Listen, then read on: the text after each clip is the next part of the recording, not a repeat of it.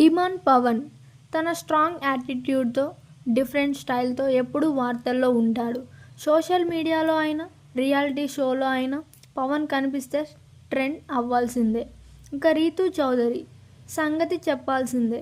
బ్యూటీతో పాటు బోల్డ్ nature, confidence, మాటలతో ఆడియన్స్ను ఆకట్టుకుంటుంది.